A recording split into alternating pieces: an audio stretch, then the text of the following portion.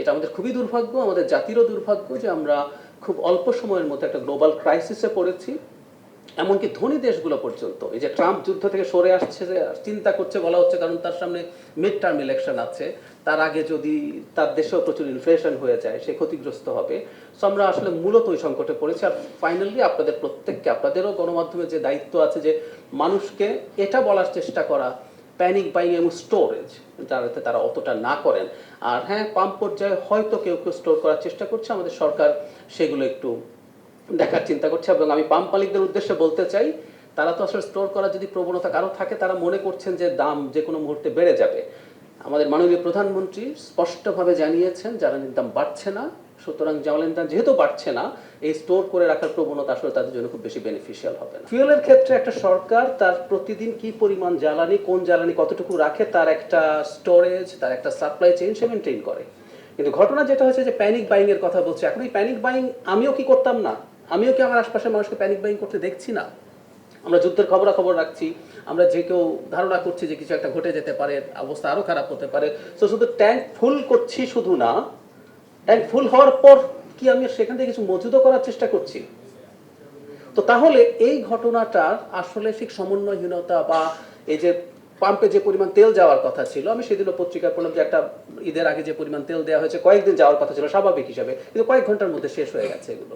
So এটা আসলে ঠিক সরকারের মিসম্যানেজমেন্টের চাইতে আমাদের এক ধরনের ভীতি এবং অসচেতনতা। আমি মানুষের এই প্যানিককে অসম্মান করছি না, বিশেষ করে যেমন আমি যদি বলি যারা বাইক রাইডার আছেন তাদের তো জীবন জীবিকা এটার উপরে ডিপেন্ড করে।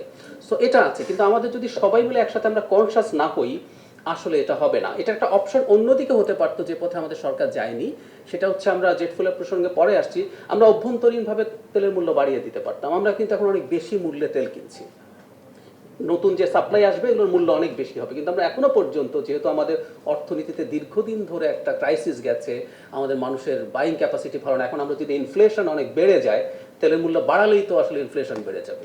সো সেটাও যায়নি। সেই কারণে আমরা মনে করি যে মানুষকে একটু সচেতন হতে হবে, এবং আমরা মিডিয়ার পক্ষ থেকে এই কাজটা করা উচিত হবে। আপনাদের কাছে আমাদের একেবারে স্বনির্বন্ধ অনুরোধ যে এই সংকটটা আসলে আমাদের না, এই সংকটটা আমাদের প্রিভিয়াস, একটু লম্বা হয়ে গেল বলি যে ধরুন কাতারই আমাদের মেইন সোর্সিং এলএনজি। এবং একটু এই প্রসঙ্গে বলে রাখা ভালো কিছুটা, কাতারের এলএনজির যে পরিমাণ ক্ষতি হয়েছে, অ্যারাউন্ড 20% তার প্রোডাকশন ক্ষতিগ্রস্ত হয়েছে, যেটা রেস্টোর হতে 5 ইয়ার্স লাগবে।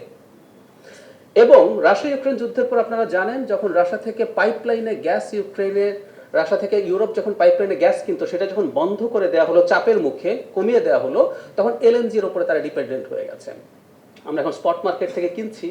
আমরা কাতারের দীর্ঘমেয়াদী যে চুক্তি আছে, সম্ভাবনা আছে আমরা সবগুলো গ্যাস নাও পেতে পারি। তো আমরা চেষ্টা করছি, কিন্তু একটা সংকট বৈশ্বিক কারণে আমাদের উপরে এসে পড়তে পারে।